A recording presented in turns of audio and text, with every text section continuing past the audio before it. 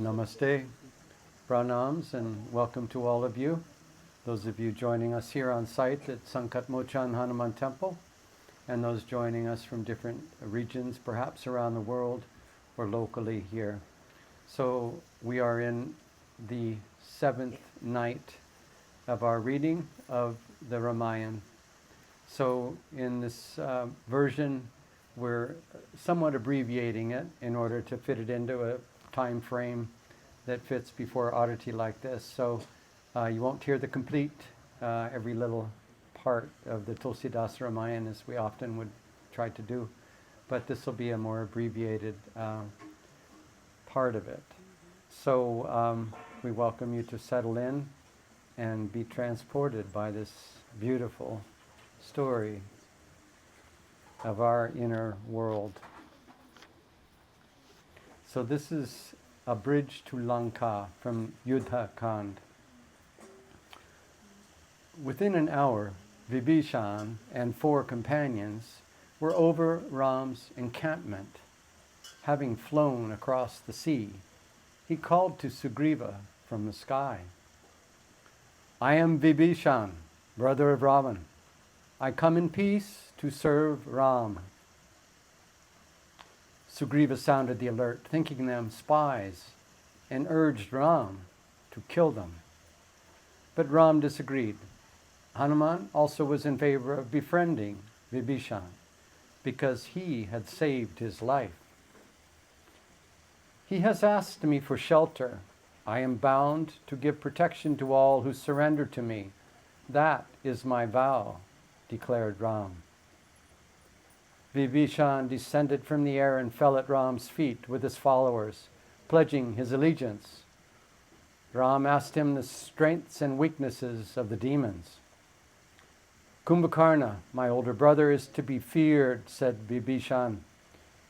"Indrajit can make himself invisible on the battlefield, which makes him invincible. And Ravan has routed the chief gods of heaven." He described other leading demons and estimated their numbers at many millions. "I know of Ravana's exploits," responded Ram, "but I do not fear him. I will not return to Ayodhya until I have killed him with all his followers. Then I shall install you as king of Lanka." "You can rely on my help," assured Vibhishan. Ram embraced him and consecrated him there and then as king of Lanka before a crowd of monkeys on the beach. Then Ram withdrew to contemplate the problem of how to cross the ocean. He lay down on his side on the beach, resting his head on his arm, and gazed intently out to sea. That night, a spy sent by Ravan surveyed the beach encampments and hastened back. "Their army is as vast as the ocean. It is time for you to take decisive action." In fear, Ravan sent Sukha, a demon who could transform himself into a bird, as a winged emissary messenger to Sugriva. The bird reached Sugriva's camp. Ravan sends his greetings with these words: "I have never harmed you, Sugriva. You are like a brother to me. Why do you oppose me? Go back to Kishkinda, for you will never conquer Lanka." Monkeys seized the bird demon to tear off its wings, but Rama stopped them. He would not allow a messenger to be harmed. "Tell Ravan that he is not my brother," Sugriva told the bird. "He is an enemy of Ram, and therefore my enemy. And he deserves death. Lanka will be burned to ashes, and Ram will slay him and his brother." Ram waited beside the ocean in deep concentration, determined that the sea god would allow him passage or perish at his hands. 3 days and nights passed, but the sea god did not appear. Rama's eyes glowed red with anger. "It seems this world respects anger, not patience. Therefore, today I will split apart the ocean and dry up its waters, destroying all that live within it." He took up his bow and released a flaming arrow that seared across the waves, threatening the lives of all aquatics and making the ocean boil. Ram fitted a second arrow to his bow. The skies darkened and the wind roared. Oceans, rivers, and lakes trembled as the heavens thundered and lightning flashed. From the waters arose the figure of the sea god, sparkling with gems and entwined by serpents, in the company of hosts of river gods. He spoke to Rama with joined hands. "I will allow your monkeys passage. Tell the monkey named Nila, who was born the universal architect, Vishwakaran, to build upon my surface a causeway of rocks and trees, and I will support it." The sea god then descended into the waves. Ram summoned Nila and instructed him to supervise the construction of the bridge to Lanka. The work began, and by the end of the first day, the monkeys had progressed many miles out to sea, and the causeway held. After 5 days, they completed the crossing to Lanka. The causeway was wide, straight, and level, and crossed the deeps as the Milky Way spans the skies. When all was complete, Rama and Lakshman, riding on the backs of Hanuman and Angad, led the army across. Monkeys leapt through the air or swam alongside them, roaring with excitement. The great army assembled on the beaches of Lanka, finding ample provisions in the lush coastal forests as the sun sank in a crimson sky. Refreshed, they set off in the morning for the city of Lanka. Outside the city, Ram drew the army into the formation of a man with Rishabha on its right arm, Gandhamadana on its left, Sugriv at its legs, Jambavan at its waist, Nila at its heart, and himself and Lakshman at its head. Sukha the spy, terrified of being caught again, observed the crossing of the monkeys from the sky and flew back to Ravan. "I delivered your message to Sugriva, but was nearly killed in the process. The monkeys are fierce and violent, but Ram protected me. He has already reached Lanka after bridging the ocean. The monkeys and bears with him number millions and are huge like mountains and clouds covering the earth. Even now they are at the walls of the city. Restore Sita to Ram, or be prepared to give battle immediately." "I will never return Sita. When Ram hears the music of my bow, he will wish he had never come to Lanka." Ravana sent 2 more demon spies to gather detailed information on the disposition of Ram's army. They left under the cover of darkness and in disguise penetrated deep into enemy ranks. Bewildered by the size of an army which spread from one horizon to the other and could not be measured, Vibhishan discovered them and brought them before Ram. In fear of their lives, they confessed to Ram that they had been sent as spies. "I have no objection," laughed Ram. "Vibhishan will show you all you wish to know. Then you must go back and tell Ravan that tomorrow, at dawn, I will loose my anchor upon him." They were released and soon reported all this to Ravan. "These 4, Ram, Lakshman, Sugriv, and Vibhishan, can tear this city from its foundations," they reported. "Do not trifle with them, my lord. Return Sita without delay and sue for peace." "Even if the whole universe attacks me, I will not return Sita," stormed Ravan. "Take me on to the battlements and show me this great army." They climbed to the top of the highest tower and looked down upon Ram's troops, surging like the sea at the foot of Lanka's golden cliffs.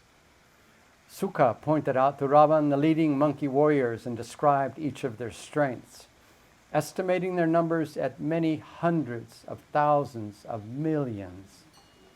When he saw their strength, Ravan was shaken. "You should not have praised those brutes in front of me," he snapped.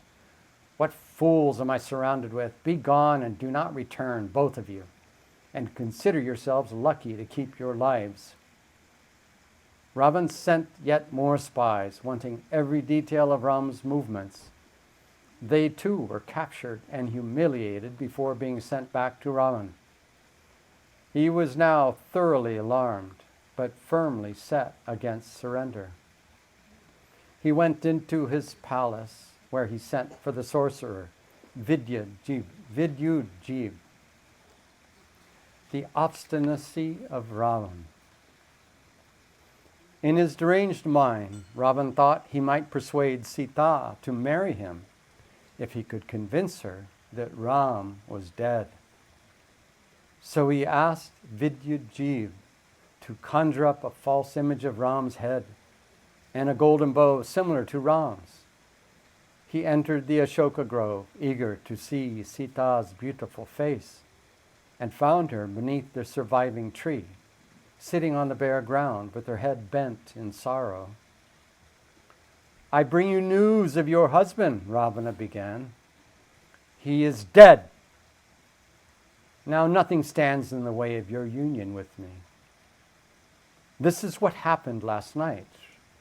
Ram camped with his army on the opposite shore. During the night, Prahasta infiltrated their camp with soldiers armed with swords, javelins, spears, scimitars, axes, clubs, and arrows, and slaughtered them. Ram was found asleep and beheaded. Bibhishan was taken captive, and Sugriva and Hanuman were killed. There is not a warrior left alive who has not fled in panic."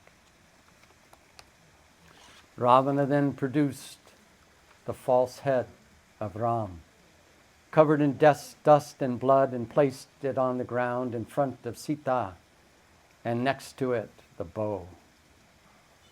"Here is Ram's severed head and his once mighty bow. Now you will submit to me." Sita recognized the head as bearing all the distinctive marks of Ram: his noble brow, his lotus-like eyes, and the distinctive jewel he wore on the knot of his hair. She threw herself on the ground.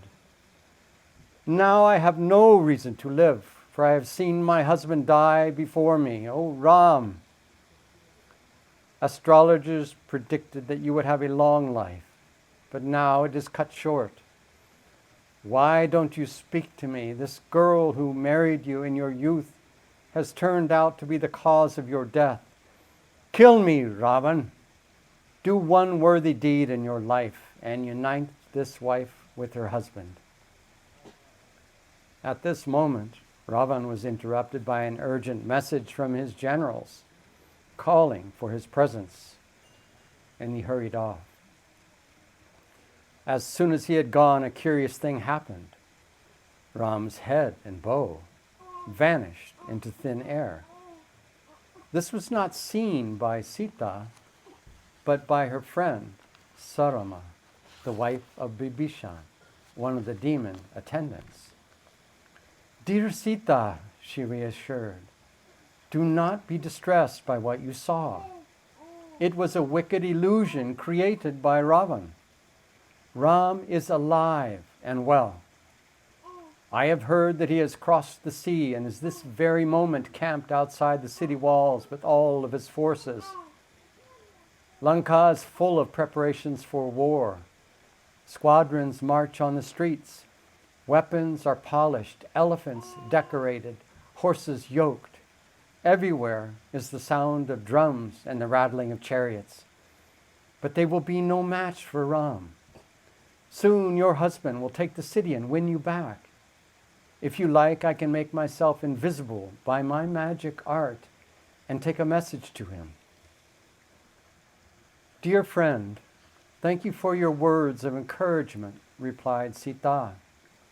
If you want to make me happy, please find out what Ravana is planning to do with me, for I am mortally afraid that he will soon have me killed."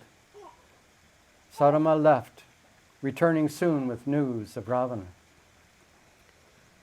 "Ravan seeks advice from his ministers," she reported, "and all urge him to return you to Ram and make peace. But Ravan is determined to keep you, even if he dies in the attempt. Therefore it is certain that Ram will slay him soon." A demon called Malyavan, the grandfather of Ravana's wife, tried to advise Ravan. "A wise ruler does not fight one of greater strength. He makes peace. You should return Sita and make an alliance with Ram that will benefit everyone. The Creator brought into this world two orders of beings, the divine and the demonic. In the great struggle between them, the divine has the upper hand, being defended by Lord Vishnu, until the wheel of time turns to Kali Yuga, the Iron Age, when demonic forces take control. Until then, us demons are destined to be the losers. You are about to be vanquished by the gods, who are working through the monkeys born from them. Moreover, Ram is Vishnu himself in human form, and he has come to destroy you. Submit to him and bring us all good fortune." "I hear nothing you say," protested Ravana angrily. "Ram is a mere human being whose father has forsaken him, and who relies upon monkeys. What have I to fear from such a wretch? I will kill him and Lakshman within a few days." Hearing these foolish words, Malyavan left Ravan to his fate. Ravan then posted his generals at the 4 gates of the city and prepared to defend Lanka. Satisfied that all was ready, he retired to his private apartments to be with his women.